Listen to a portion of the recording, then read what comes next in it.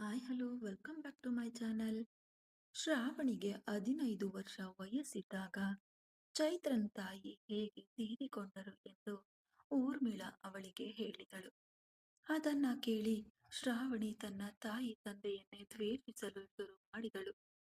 ಒಂದು ಜೀವ ಹೋಗಲು ಕಾರಣ ಕೊನೆಗೆ ಪ್ರೀತಿಯ, ಅದು ಕೂಡ ಈಗಾಗಲೇ ಮದುವೆಯಾಗಿದ್ದ ಒಬ್ಬರನ್ನು ಮತ್ತೊಂದು ಮದುವೆ ಮಾಡಿಕೊಂಡ ತನ್ನ ತಾಯಿಯನ್ನ ಶ್ರಾವಣಿ ಸಂಪೂರ್ಣವಾಗಿ ದ್ವೇಷಿಸಿ ಬಿಟ್ಟಳು.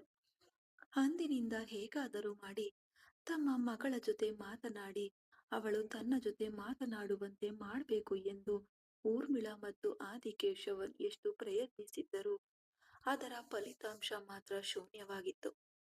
ಆದಿಕೇಶವನ್ ಹತ್ತಿರ ಅವಳು ಕೇಳಿದ್ದ ಒಂದೇ ಪ್ರಶ್ನೆ, ನಿಮ್ಗೆ ಸ್ವಲ್ಪನೂ ಅಪರಾಧ ಪ್ರಜ್ಞೆ ಇಲ್ವಾ? ನಿಮ್ಮ ಮೊದಲನೇ ಹೆಂಡತಿ ನಿಮ್ಮ ದ್ರೋಹದಿಂದಲೇ ತೀರಿ ಹೋದ್ರು. ಅದ್ರ ಬಗ್ಗೆ ಸ್ವಲ್ಪನೂ ಚಿಂತೆ ಇಲ್ದೆ ಇಲ್ಲಿ ಇವರ ಜೊತೆ ನೀವು ಸಂಸಾರ ಮಾಡ್ಕೊಂಡಿದ್ದೀರಾ? ನಿಮ್ಗೆ ಮಗಳಾಗಿ ಹುಟ್ಟಿ ನಾನು ಪಾಪ ಮಾಡ್ಬಿಟ್ಟೆ. ನಿಮ್ಗೆ ಒಬ್ಬ ಮಗ ಇದ್ದಾನೆ, ಅವನನ್ನ ಒಬ್ಬಂಟಿಯಾಗ್ಬಿಟ್ಟು ಬಂದಿದೀವಲ್ಲ ಅಂತ ನಿಮ್ಗೆ ಸ್ವಲ್ಪನೂ ಚಿಂತೆ ಇದೆಯಾ? ಆ ಹುಡುಗ ನಮಗೆ ಹುಟ್ಟಿದ ಮಗ, ತಾಯಿ ಇಲ್ಲದೆ ಈಗಾಗ್ಲೇ ತವಕಿಸುತ್ತಿದ್ದಾನೆ. ಈ ಸಮಯದಲ್ಲಿ ತಂದೆಯಾಗಿ ನಾವು ಅವನನ್ನ ಬಿಟ್ಟು ಬಂದಿದೀವಲ್ಲ ಅಂತ ನೀವು ಸ್ವಲ್ಪನೂ ಯೋಚನೆ ಮಾಡಿ ನೋಡ್ಲಿಲ್ವಾ?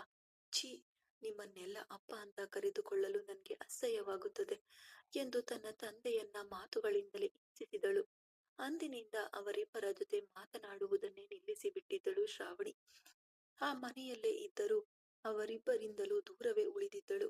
ಕಾಲೇಜಿನ ಪದವಿ ಶಿಕ್ಷಣವನ್ನ ಅಲ್ಲೇ ಮುಗಿಸಿ ಮೇಲ್ವಿಚಾರಣೆಯ ಉನ್ನತ ವ್ಯಾಸಂಗಕ್ಕಾಗಿ ಭಾರತಕ್ಕೆ ಹೋಗಲು ಯೋಜನೆಯನ್ನ ಹಾಕಿಕೊಂಡಿದ್ದಳು.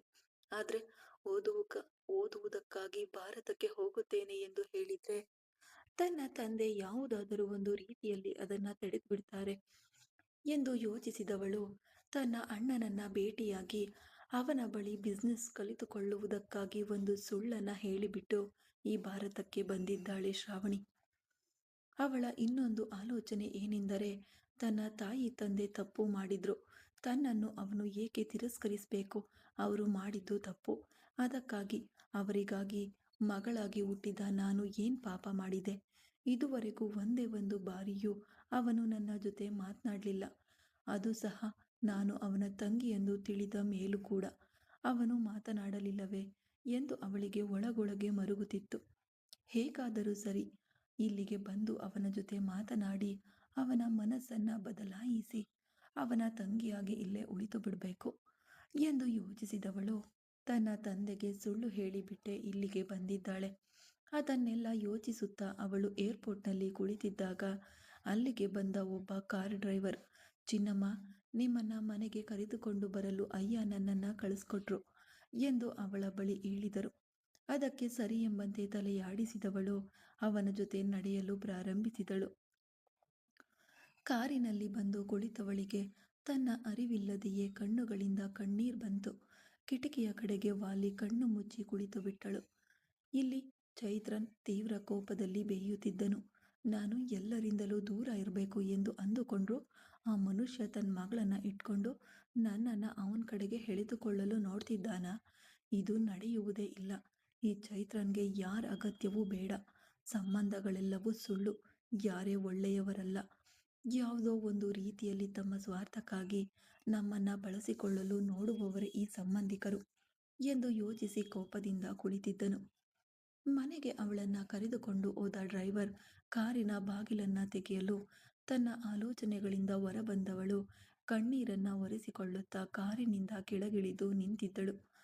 ಆ ಅರಮನೆಯಂತಹ ಬಂಗಲೆ ಅವಳನ್ನ ಸ್ವಾಗತಿಸಿತು. ಇಷ್ಟೊಂದು ದೊಡ್ಡ ಜಾಗದಲ್ಲಿ ತನ್ನ ಅಣ್ಣ ಮಾತ್ರ ಒಬ್ಬನೇ ವಾಸಿಸುತ್ತಿದ್ದಾನ? ಒಂಟಿತನದ ಪಂಜರದಲ್ಲಿ ಅವನು ಎಷ್ಟು ನೋವನ್ನ ಅನುಭವಿಸಿರಬಹುದು ಎಂದು ಯೋಚಿಸಿದವಳಿಗೆ ತನ್ನ ತಾಯಿ ತಂದೆಯ ಮೇಲೆ ಮತ್ತಷ್ಟು ಕೋಪ ಹೆಚ್ಚಾಯಿತು. ಅವರೇ ತಾನೆ ಇವನನ್ನ ಒಂಟಿ ಮಾಡಿದವರು ಎಂದು ಒಳಗೊಳಗೆ ಶಪಿಸುತ್ತಾ ಡ್ರೈವರ್ ಕಡೆ ತಿರುಗಿ, ನನ್ನ ಸೂಟ್ಕೇಸ್ ಎಲ್ಲವನ್ನ ಒಳಗಡೆ ತಂದು ಇಟ್ಬಿಡಿ ಅಣ್ಣ ಎಂದು ಹೇಳಿದಳು. ಹಾಗೆ ವೇಗವಾಗಿ ಒಳಗೆ ಹೊರಟು ಹೋದ್ಲು. ಮನೆಯೊಳಗೆ ಕೆಲಸ ಮಾಡುತ್ತಿದ್ದವರೆಲ್ಲರಿಗೂ ಹೊಸದಾಗಿ ಬಂದು ನಿಂತಿರುವ ಇವಳನ್ನ ನೋಡಿ ಯಾರು ಎಂದು ತಿಳಿಯದೆ ಮುಖ ಮುಖ ನೋಡಿಕೊಳ್ಳುತ್ತಿದ್ರು. ಅಷ್ಟರಲ್ಲಿ ಅವಳ ಲಗೇಜ್ಗಳನ್ನ ತೆಗೆದುಕೊಂಡು ಒಳಗಡೆ ಬಂದ ಡ್ರೈವರ್, ಇವರೇ ನಮ್ಮ ಚಿನ್ನಮ್ಮ, ಆದಿ ಅಯ್ಯನವರ ಮಗಳು.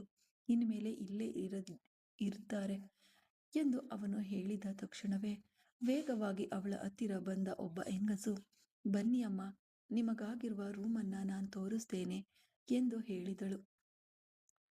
ಸರಿ ಎನ್ನುವಂತೆ ತಲೆಯಾಡಿಸಿ ಅವಳ ಜೊತೆ ಹೋದಳು. ಅವಳು ತೋರಿಸಿದ ಕೋಣೆಯೊಳಗೆ ಪ್ರವೇಶಿಸಿ ನೆಲದ ಮೇಲೆ ಕುಳಿತು ಬಿಟ್ಟವಳು ಕಣ್ಣುಗಳಿಂದ ಕಣ್ಣೀರು ನಿಲ್ಲದೆ ಹರಿಯುತ್ತಿತ್ತು.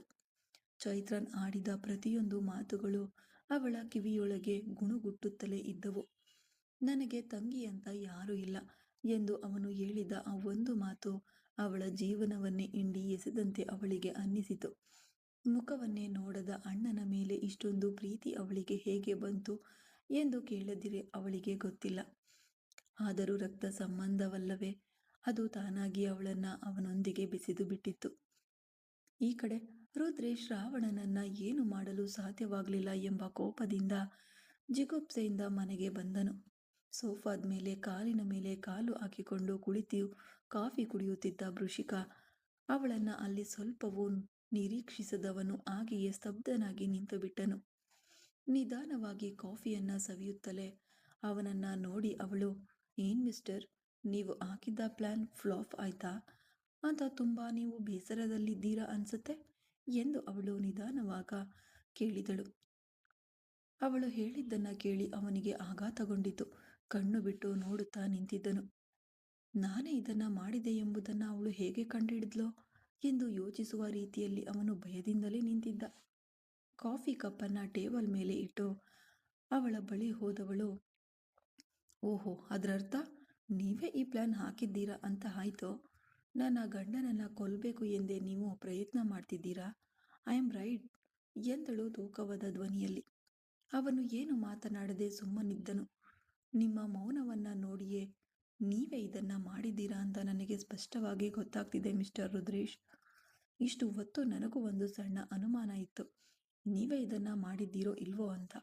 ಇವಾಗ ನಿಮ್ಮ ಮೌನ ನನಗೆ ತೆಳ್ಳಂಬೆಳಗ್ಗೆ ಸತ್ಯವನ್ನ ಅರ್ಥ ಮಾಡಿಸಿಬಿಟ್ಟಿದೆ ಎಂದು ಅವಳು ಹೇಳಲು, ಇದಕ್ಕೆ ಮೇಲೆಯೂ ಮುಚ್ಚಿಡುವುದರಲ್ಲಿ ಯಾವುದೇ ಪ್ರಯೋಜನವಿಲ್ಲ ಎಂಬುದನ್ನು ಅವನು ಅರಿತುಕೊಂಡವನು ಅವಳನ್ನ ನೋಡುತ್ತಾ, ಹೌದು, ನಾನೇ ಮಾಡಿದೆ, ಇವಾಗ ಅದಕ್ಕೇನು ಎಂದನು ಉದ್ಘಟತನದಿಂದ. ಮುಂದಿನ ಕ್ಷಣವೇ ಅವನ ಕೆನ್ನೆಗೆ ಪಳಾರೆಂದು ಒಂದು ಏಟು ಬಿತ್ತು. ಕೆನ್ನೆಯ ಮೇಲೆ ಕೈ ಇಟ್ಕೊಂಡು ತನ್ನೆದುರು ಕಾಳಿಯಂತೆ ನಿಂತಿದ್ದವಳನ್ನ ಕಣ್ಣು ಅರಳಿಸಿ ನೋಡ್ತಿರ್ತಾನೆ. ಅವನಿಗೆ ಹೊಡೆದದ್ದು ವೃಷಿಕಾಳೆ. ತನ್ನ 5 ಬೆರಳುಗಳು ಅವನ ಕೆನ್ನೆಯ ಮೇಲೆ ಮೂಡುವಷ್ಟು ಬಲದಿಂದ ಅವನಿಗೆ ಹೊಡೆದಿದ್ದಳು. ನನ್ನ ಗಂಡನನ್ನ ಕೊಲ್ಲಲು ಪ್ರಯತ್ನಿಸಿದೆ ಎಂದು ನನ್ನೆದುರಲ್ಲೇ ಹೇಳಲು ನಿನಗೆ ಎಷ್ಟು ಧೈರ್ಯ ಇರಬೇಕು ಎಂದು ಮತ್ತೆ ಅವನ ಕೆನ್ನೆಗೆ ಮತ್ತೊಂದು ಏಟನ್ನ ಉಡುಗೊರೆಯಾಗಿ ಕೊಟ್ಟಳು. ಏಯ್ ಎಂದು ಕಿರುಚಿದನು ರುದ್ರೇಶ್ ಪ್ರತಿಯಾಗಿ. ಏಯ್ ಅನ್ನೋ ಸೌಂಡು ತುಂಬಾ ಜಾಸ್ತಿ ಆಗ್ತಿದೆ. ಈ ಸೌಂಡ್ ಮಾಡೋ ಕೆಲಸವೆಲ್ಲ ನನ್ನ ಹತ್ತಿರ ಇಟ್ಕೊಳ್ಬೇಡ ರುದ್ರೇಶ್, ಗಂಟಲು ಕತ್ತರಿಸ್ಬಿಡ್ತೀನಿ ಎಂದಳು ಗರ್ಜಿಸುವ ಧ್ವನಿಯಲ್ಲಿ. ಅವಳು ಹೇಳಿದ್ದನ್ನ ಕೇಳಿ ರುದ್ರೇಶ್ ಬೆಚ್ಚಿ ಬಿದ್ದನು. ಒಬ್ಬ ಹೆಣ್ಣು ಈ ಮಟ್ಟಿಗೆ ಧೈರ್ಯಶಾಲಿಯಾಗಿಯೂ ಗರ್ಜಿಸುವ ಪರಾಕ್ರಮಿಯಾಗಿಯೂ ಇರ್ತಾಳ ಎಂದು ಅವನು ಸ್ವಲ್ಪವೂ ಊಹಿಸಿರಲಿಲ್ಲ. ಅವನ ಪ್ರಕಾರ ಹೆಣ್ಣು ಮಕ್ಕಳು ಅಬಲೆಯರು ಎಂದೇ ಅವನು ಅಂದುಕೊಂಡಿದ್ದನು.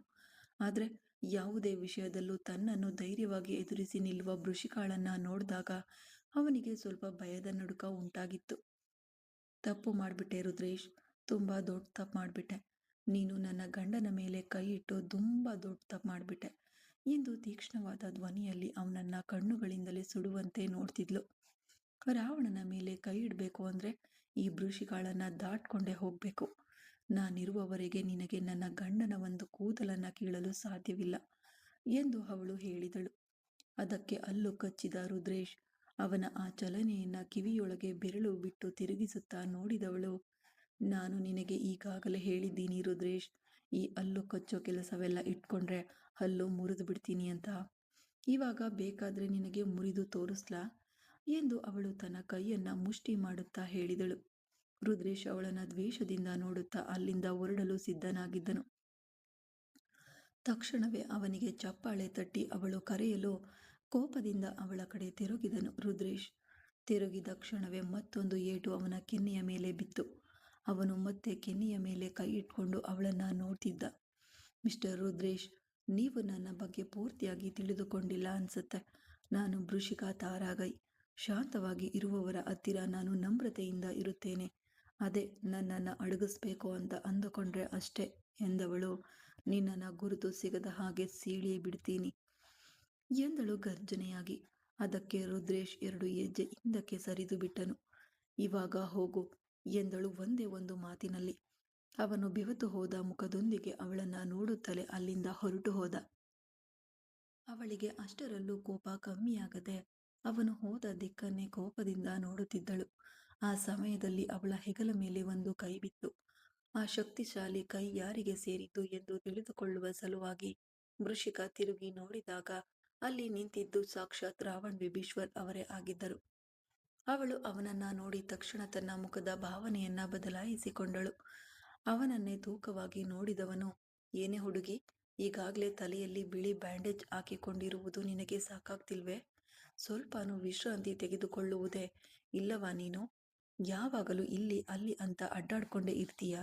ನಿನ್ನ ಕಾಲು ಒಂದು ಕಡೆ ನಿಲ್ಲುವುದೇ ಇಲ್ಲವಾ? ಯಾವಾಗ ನೋಡಿದ್ರೂ ಅಲ್ಲೋಡುವುದು ಇಲ್ಲೋಡುವುದೇ ನಿನ್ನ ಕೆಲಸ ಆಗಿ ಹೋಯಿತು. ಹೋಗು, ಹೋಗಿ ಮೇಲೆ ರೆಸ್ಟ್ ತಗೋ ಎಂದು ರಾವಣ್ ಕೋಪದಿಂದ ಗದರಿಸಿದನು.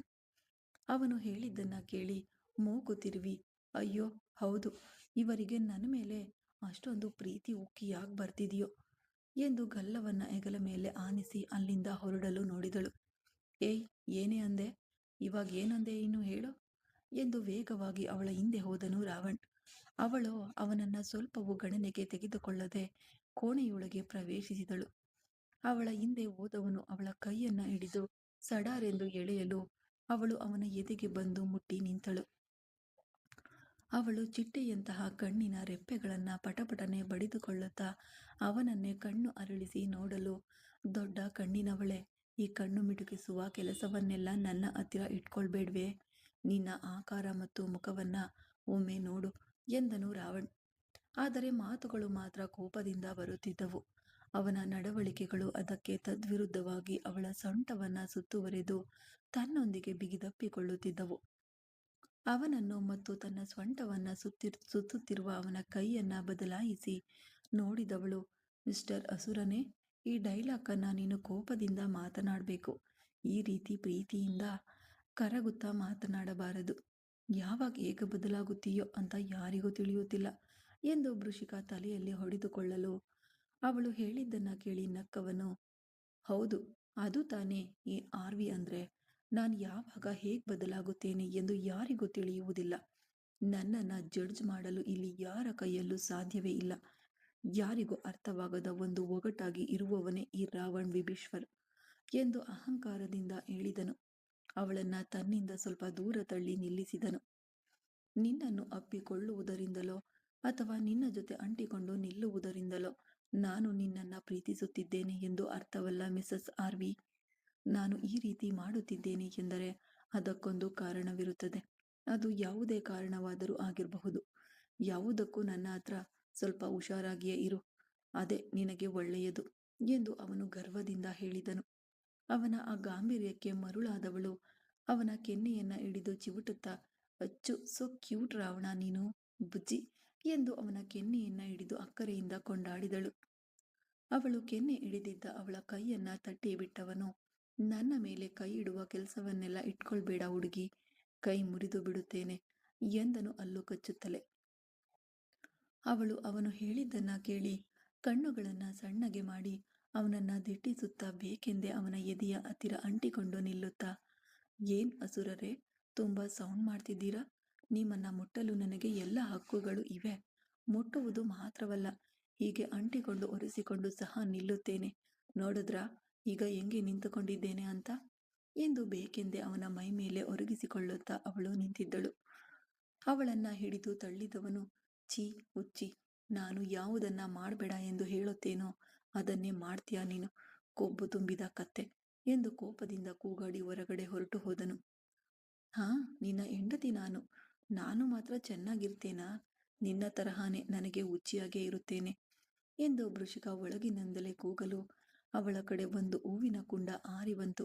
ತಕ್ಷಣವೇ ಅವಳು ತಾನು ನಿಂತಿದ್ದ ಜಾಗದಿಂದ ಪಕ್ಕಕ್ಕೆ ಸರಿಯಲು ಆ ಹೂವಿನ ಕುಂಡವು ಗೋಡೆಗೆ ಬಡಿದು ಕೆಳಗೆ ಬಿದ್ದಿತು. ಕೆಳಗೆ ಬಿದ್ದ ಆ ಕುಂಡವನ್ನ ನೋಡಿದವಳು, ನಮ್ಮ ತಲೆಯ ಮೇಲೆಯೇ ಬೀಳಬೇಕಾಗಿತ್ತು. ನಮ್ಮ ಜುಟ್ಟನ್ನ ದಾಟಿ ಆ ಕಡೆ ಹೊರಟು ಹೋಯಿತು. ದೇವ್ರೇ, ಇಲ್ಲದಿದ್ರೆ ಇವತ್ತು ತಲೆಗೆ ನಾಟಿ ಮೂಳೆ ಚಿಕಿತ್ಸೆ ದೊಡ್ಡದಾಗಿ ಹಾಕ್ಬೇಕಾಗ್ತಿತ್ತು ಅನ್ನಿಸುತ್ತೆ. ಈಗಾಗ್ಲೇ ಹಾಕಿರುವುದೇ ನೋಯುತ್ತಿದೆ. ಇದರಲ್ಲಿ ಇನ್ನೊಂದು ಬಿದ್ರೆ ಅಷ್ಟೇ, ನನ್ನ ಕತೆ ಮುಗ್ದೇ ಹೋಯ್ತು. ಸರಿಯಾದ ರಾಕ್ಷಸ ಇವನು ಎಂದು ತಲೆಯಲ್ಲಿ ಹಾಕಿದ್ದ ಆ ಕಟ್ಟನ್ನ ಸವರಿ ನೋಡುತ್ತಾ ಹೇಳಿದಳು. ರಾವಣನನ್ನ ನೆನೆದು ನಗುತ್ತಲೇ ಮಂಚದ ಮೇಲೆ ಬಿದ್ದಳು. ಆದವಿ ತನ್ನ ಮಗಳು ಅರ್ಷಿಯ ವೈಯಕ್ತಿಕ ಕೋಣೆಯನ್ನ ತೆರೆದುಕೊಂಡು ಅದರೊಳಗೆ ಪ್ರವೇಶಿಸಿದರು. ಕೋಣೆಯನ್ನ ತೆರೆದು ಒಳಗೆ ಹೋದವರಿಗೆ ಕಣ್ಣ ಮುಂದೆ ಕಂಡಿದ್ದು ಗೋಡೆಯ ಮೇಲೆ ತೂಗ ಹಾಕಲಾಗಿದ್ದ ಹರ್ಷಿಕಾ ಮತ್ತು ವೃಷಿಕಾಳ ಬಾಲ್ಯದ ಭಾವಚಿತ್ರವೇ. ಆ ಫೋಟೋದಲ್ಲಿ ಇಬ್ಬರು ಒಂದೇ ತರಹದ ಉಡುಪು ಧರಿಸಿ 2 ಜುಟ್ಟುಗಳನ್ನ ಹಾಕಿಕೊಂಡು ಒಬ್ಬರನ್ನೊಬ್ಬರು ಅಪ್ಪಿಕೊಂಡು ನಿಂತಿದ್ದರು. ಆ ಫೋಟೋವನ್ನ ಫ್ರೇಮ್ ಮಾಡಿ ಅಲ್ಲಿ ತೂಗ ಹಾಕಲಾಗಿತ್ತು. ಅದರ ಪಕ್ಕದಲ್ಲೇ ಅವರ ಕುಟುಂಬ ಸಮೇತರಾಗಿ ನಿಂತಿರುವ ಭಾವಚಿತ್ರ ಕೂಡ ಇತ್ತು. 2 ವರ್ಷದ ಮಕ್ಕಳಾಗಿ ವೃಷಿಕಾಳನ್ನ ವಾಸುದೇವನ್ ಅವರ ಕೈಗಳಲ್ಲೂ ಹರ್ಷಿಕಾಳನ್ನ ಆದವಿಯವರ ಕೈಯಲ್ಲೂ ಇಟ್ಟುಕೊಂಡಿರುವಂತಹ ಒಂದು ಫೋಟೋ ಮತ್ತು ಅದರ ನಂತರ ದಿನಗಳ ಫೋಟೋಗಳೆಂದು ಆ ಇಡೀ ಕೋಣೆಯ ತುಂಬ ಅವರ ಫೋಟೋಗಳನ್ನೇ ಗೋಡೆಗೆ ಫ್ರೇಮ್ ಮಾಡಿ ತೂಗಲಾಗಿತ್ತು. ಇದೆಲ್ಲವೂ ಹರ್ಷಿಕಾಳ ಕೆಲಸವೇ ಆಗಿತ್ತು. ವೃಷಿಕಾ ಅವರನ್ನ ಬಿಟ್ಟು ಹೋದ ನಂತರ ತನ್ನ ತಂಗಿಯ ಜೊತೆಗೆ ಇರುವಂತಹ ಒಂದು ಭಾವನೆಯನ್ನ ಪಡೆಯುವುದಕ್ಕಾಗಿ ಹರ್ಷಿಕಾ ಅವರಿಬ್ಬರು ಬಾಲ್ಯದಲ್ಲಿ ವಿಧವಾಗಿ ತೆಗೆಸಿಕೊಂಡಿದ್ದ ಫೋಟೋಗಳನ್ನೆಲ್ಲ ಫ್ರೇಮ್ ಮಾಡಿ ಆ ಒಂದು ಕೋಣೆಯ ಇಡೀ ಗೋಡೆಯ ಮೇಲೆ ತೂಗು ಹಾಕಿದ್ದಳು. ಆ ಕೋಣೆಯನ್ನ ಅವಳನ್ನು ಹೊರತುಪಡಿಸಿ ಬೇರೆ ಯಾರೂ ಉಪಯೋಗಿಸುತ್ತಿರಲಿಲ್ಲ. ಅದರೊಳಗೆ ಇತರರಿಗೆ ಅನುಮತಿಯೂ ಇರಲಿಲ್ಲ. ವೃಷಿಕಾ ಯಾವಾಗ ತಮ್ಮನ್ನು ನೋಡಲು ಮರಳಿ ಬರುತ್ತಾಳೋ ಆಗ ಈ ಕೋಣೆಯನ್ನ ತೆರೆದು ಇಲ್ಲಿರುವ ಎಲ್ಲ ಫೋಟೋಗಳನ್ನ ಅವಳಿಗೆ ತೋರಿಸಿ ಸಂತೋಷ ಪಡಬೇಕು ಎಂಬ ಕಾರಣಕ್ಕಾಗಿ. ಇತರರಿಗೆ ಕೂಡ ತಿಳಿಯದಂತೆ ಆ ಕೋಣೆಯಲ್ಲಿ ಅಷ್ಟೊಂದು ಫೋಟೋಗಳನ್ನ ಸಂಗ್ರಹಿಸಿಟ್ಟಿದ್ದಳು ಹರ್ಷಿಕಾ. ಆದವಿ ಆ ಕೋಣೆಯೊಳಗೆ ಪ್ರವೇಶಿಸಿ ಫೋಟೋದಲ್ಲಿ ಇದ್ದ ಹರ್ಷಿಕಾಳ ಮುಖವನ್ನ ಸವರಿ ನೋಡುತ್ತಾ ಕಣ್ಣೀರು ಹಾಕಿದರು. ನೀನು ಎಲ್ಲಿದ್ದೀಯ ನನ್ನ ಚಿನ್ನವೇ? ಅಮ್ಮ ನಿನ್ನನ್ನು ಕಾಣದೆ ತವಕಿಸುತ್ತಿದ್ದೇನೆ. ಯಾವುದೇ ಸಮಸ್ಯೆ ಇದ್ದರೂ ಈ ಅಮ್ಮನ ಹತ್ತಿರ ನೀನು ಒಂದು ಮಾತು ಹೇಳಬಹುದಿತ್ತಲ್ಲವೇ ಮಗಳೇ? ಆ ಮಟ್ಟಿಗೆ ಅಮ್ಮ ನಿನಗೆ ಬೇಡವಾಗಿ ಹೋದನ? ನಮ್ಮಿಬ್ಬರ ಸಂಬಂಧ ಅಮ್ಮ ಮಗಳು ಅನ್ನುವುದಕ್ಕಿಂತ ಹೆಚ್ಚಾಗಿ ಗೆಳತಿಯರ ತರಹ ಇತ್ತಲ್ಲವೇ? ನಿನಗೆ ಏನೇ ಕಷ್ಟ ಬಂದಿದ್ದರೂ ನನ್ನ ಹತ್ತಿರ ಹೇಳಬಹುದಿತ್ತಲ್ಲಮ್ಮ. ಖಂಡಿತ ನಿನಗೆ ಈ ಅಮ್ಮ ಸಹಾಯ ಮಾಡ್ತಿದ್ದೆ. ಆದ್ರೆ ನನ್ನನ್ನು ಈ ರೀತಿ ತವಕಿಸುವಂತೆ ಬಿಟ್ಟು ಹೋಗಲು ನಿನಗೆ ಹೇಗೆ ಮನಸ್ಸು ಬಂತು ಪಾಪು?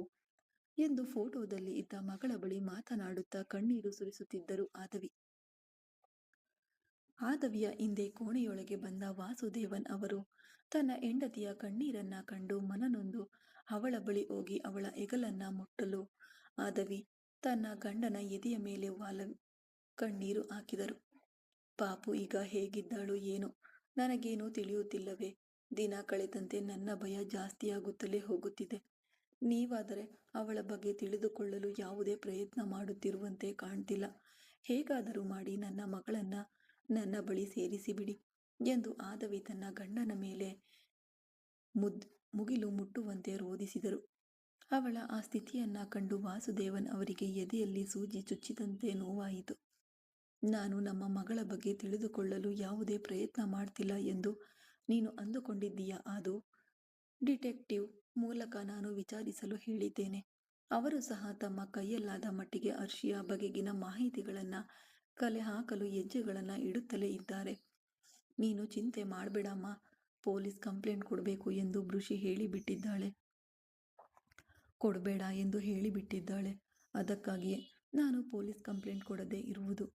ಇಲ್ಲದಿದ್ದರೆ ಆ ಹೆಜ್ಜೆಯನ್ನ ನಾವು ಈಗಾಗಲೇ ಇಡುತ್ತಿದ್ದೆವು ಅಲ್ವಾ? ಸ್ವಲ್ಪ ತಾಳ್ಮೆಯಿಂದ ಇರು ಆದು, ನಾನು ಎಲ್ಲವನ್ನ ಸರಿ ಮಾಡುತ್ತೇನೆ ಎಂದು ವಾಸುದೇವನ್ ಹೇಳಿದರು. ಕಣ್ಣೀರಿನಿಂದಲೇ ಅವರ ಮುಖ ನೋಡಿದ ಆದವಿ ಹೌದು ಎನ್ನುವಂತೆ ತಲೆಯಾಡಿಸಿದರು.